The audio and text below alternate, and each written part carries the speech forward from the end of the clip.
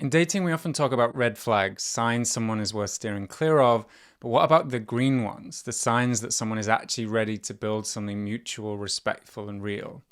Let's talk about some. Hey everyone, and welcome back to the Better Gay Dating Podcast, the podcast about the art and science of making deeper connections as men who date men. My name is Ed, and I'm a dating and relationship coach for gay and bi men. So yes, when you're getting to know someone new, you are figuring out who they are, how aligned they are with you, or just how ready they are to build a strong connection with anyone. Dates are not job interviews and they're not an inquisition, but if you're intentional about building something with someone, they're not just fun hangouts. They're a chance to get to know someone better, to see how you click. But here's the thing, green flags aren't just cute things he says on a first date. Real green flags show up over time. They're patterns that reveal emotional availability, respect, or just genuine readiness to build something real. So this episode isn't about going down a checklist of things to tick off when you're on a first date. It's about connecting the dots to see if he has the capacity, the emotional maturity, and relationship skills to be in a strong and mutual relationship with you. Because sure, sometimes there are clear signs on a first date that you're fundamentally incompatible. Maybe you find out he's a smoker and that's a deal breaker for you. Or something about his behavior might be a clear sign of disrespect or immaturity. Maybe he tells you your hobbies are stupid or he spends the whole date complaining about his ex. But this episode isn't really about chemistry or relationship compatibility. This episode is really about identifying capacity, the ability to build a strong and fulfilling relationship with others. And the truth is, this is often something that gets lost in our culture where we expect connection to happen fast and people to prove themselves right away, or we just move on. We're often looking for quick reasons to reject or accept someone instead of actually focusing on getting to know them and, crazy idea, how they consistently show up over time. So that's exactly what this episode is about, how to spot the patterns that reveal this readiness or capacity as you're getting to know him. It's about asking yourself, how does this person treat you? And what does that say about their character, maturity, and intentions? And ultimately, how ready is this person to actually build the kind of relationship you want? And with that in mind, here are 6 essential green flags to look out for. Green flag number 1, clear communication. As a coach, I often talk about how relationships are built in the space between people, which really means relationships aren't just about 2 or more people as individuals, they're about what they build or create together. And the key to doing this is great communication. That means a great partner is going to communicate clearly with you. They're going to be upfront and direct with you, even when that's not the easiest, and they're not going to leave you guessing more often than not. And early on, they're going to be curious about getting to know you. They'll listen to what you have to say, they'll ask interested questions to get to know you better, and they'll be willing to share meaningful things about their own life too. And later, if there is a misunderstanding or disagreement, they're willing to work through it with you. They don't default to yelling, the silent treatment, or blaming you for everything. They want to resolve it together, not turn everything into a competition or trial. You don't need to look for a perfect communicator, but without decent communication skills as a foundation, it's difficult to build something stable and meaningful together. Green flag number 2, emotional availability. Emotional availability is basically someone's ability to access and talk about their emotions. One big challenge for gay and bi men is that as queer people, we're often not given spaces where we can authentically share what we think and feel. And as men, more generally, we're often encouraged to keep our emotions locked away deep inside. Thank you, patriarchy. But being able to access and share emotions is essential for building relationships that feel strong, intimate, and safe. This means that ideally you can both talk about how you feel without coming away feeling invalidated, shamed, or dismissed for those feelings. You can talk about feeling sad or disappointed, and he can hold those feelings and doesn't just tell you you're too sensitive. And then he can open up about his feelings too. He doesn't regularly shut down or change the subject if you invite him to share something more vulnerable. There is an art to this because true vulnerability requires trust, especially as queer people. We've all been in environments where it wasn't safe to open up authentically. So it's not about expecting someone to spill on all of the most difficult or scarring experiences 10 minutes into a first date, but it is about noticing how he acts when more emotional or sensitive topics come up. Does he tend to lean in to yours or his own emotions, or does he shut down or avoid when there's a chance to be even a bit vulnerable? So yeah, in even the strongest relationships, it takes time to build enough trust that everyone feels comfortable sharing this sort of thing. But if it feels like over time there's no progression here, emotional or vulnerable topics stay completely off limits, that's a strong sign the relationship will stay emotionally limited into the future. You deserve a partner who can honor their emotions healthily as well as yours. And that brings us on to green flag number 3, respect for you and your boundaries. That means finding a partner who treats you like you deserve respect and who sees you as an independent person with your own wants, needs, and opinions, and not just someone there to give him what he wants.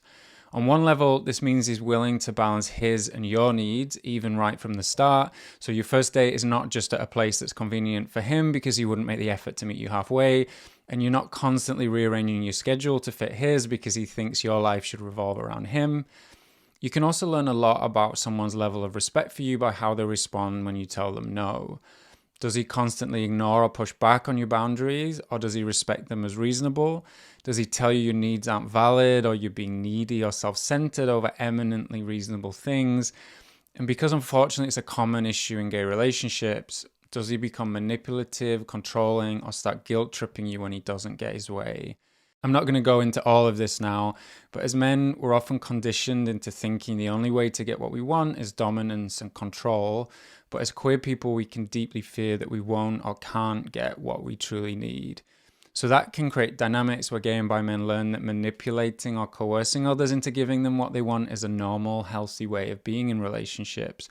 But in case it needs to be said, it's obviously not. So this is huge. If it starts to feel like your needs or opinions are constantly second to his, that is a big red flag. If he's trying to control how you live your life or who you spend your time with, or he's constantly checking in on you in a way that feels more like surveillance than care, that's a huge red flag too. A great partner wants to balance their needs with yours. They want to celebrate your achievements and successes. They care about your goals and interests because they want you to live a full and fulfilling life. In short, they want you to live your best life and share that life with you, not just keep you around purely for their benefit. And sure, there are nuances here. All relationships require compromise and cooperation, and no relationship is exactly 50-50 all the time. But in respectful mutual relationships, everyone's wants and needs get equal consideration. No exceptions. Green flag number 4, intentionality and integrity. I've already done a full episode on dating intentionally and why it's the secret sauce to building strong and lasting relationships. But a huge green flag in dating, if you're dating intentionally and ready for something lasting, is that they can talk about the long term. Whatever it is they want, and even if they're still figuring some of that out, they're not just living moment to moment and seeing what happens. So if he can be upfront about his goals and expectations, that's a big green flag. If he's consistent in how he treats you, he doesn't blow hot and cold, he doesn't make big promises he never follows through on, they're good signs too. That's the key to integrity, that his words and actions align. Words can reveal who we want to be, but actions reveal who we actually are. So a huge green flag is when it feels like someone is acting like they're ready to build a connection intentionally over time. They're not love bombing you by rushing or pressuring you into being in a relationship very quickly. And they're not just giving you vague answers or let's see if you ask about where they see the relationship going a few dates in. Relationships are built, not found. And someone acting like they're ready and interested in building one intentionally is a huge green flag. And green flag number 5, personal responsibility. Great partners, actually just great people, know how to take personal responsibility. Everything isn't somebody else's fault and their life doesn't suck because of everyone but themselves. They know how to reflect on how much their actions might have contributed to what went down. Actually, this is one of the ultimate green flags in dating because I don't know if you've noticed, but nobody is 100% perfect or even 100% ready to be in a great relationship. There are always new ways to grow, and even if there weren't, part of being in a relationship is growing together and building that stronger and stronger connection together. So yes, a big red flag is all of my exes are crazy, and a big green flag is that was a difficult relationship, but I learned a lot from it. If you want a relationship where you get blamed for everything, you repeat the same painful arguments over and over, and the relationship and probably your self-esteem slowly degrades over weeks, months, or years, by all means pick a partner who never takes personal responsibility. But if you want a relationship where you grow together, you heal and resolve what's not working together, or you're just a team who's invested in building a stronger and deeper relationship over time, then choose a partner who can. It's sometimes said that all relationships are constantly either getting stronger or falling apart, and often it's each partner's ability to take personal responsibility that decides which. And finally, green flag number 6, you feel safe when you're with him. Actually, this green flag doesn't add much I haven't covered already. It's really just the ultimate way of noticing that someone is a great partner who's ready to build something stable and lasting. Because here's the thing, spotting whether someone is emotionally ready isn't about memorizing everything I've covered in this episode. It's about noticing how that person makes you feel, because your nervous system often picks up on red and green flags before your conscious brain does. A lot of the time, we feel major red or green flags before we fully understand them. Often your nervous system will give you clear clues about how good someone is for or to you, so they're worth getting curious about.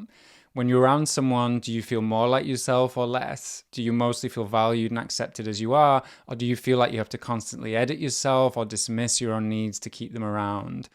Do you feel like you're connecting as equals, or does it feel like everything is a competition or rivalry? And after hanging out, do you feel closer to that person? Or do you feel like something they said or did felt distancing or even dismissive? Because ultimately, if you feel emotionally safe around someone, like you can be your full and fully human self with them, that's a huge green flag. And sure, if you're used to relationships that feel turbulent or anxiety-inducing, this sense of safety can feel kind of confronting the first time you encounter it. But once you learn to recognize what true safety feels like, it really becomes a cheat code for spotting when a connection is respectful, mutual, and somewhere you can feel loved and accepted as you are. So there are my 6 fundamental green flags when you're trying to identify who is ready to build something great with. And again, this isn't a checklist. Nobody's perfect. And often people learn to hone or refine some of these skills within a relationship. But these are 6 key things worth looking out for when you're getting to know someone new. Because as I talk about in this work a lot, love doesn't just grow from attraction or even compatibility alone. It grows between people who are ready, willing, and able to build something real. So that's it for this episode. If you're watching on YouTube and have your own green flags to add, I'd love to hear about them in the comments. And if you're looking for hands-on support building these relationship skills and spotting them in others, you can find out more about working with me at bettergaydating.com. And yeah, this was the last episode in season 2 of the podcast, so I'll be taking another break after this, but I'll be back with new episodes soon enough. So thanks for listening, and I'll catch you then.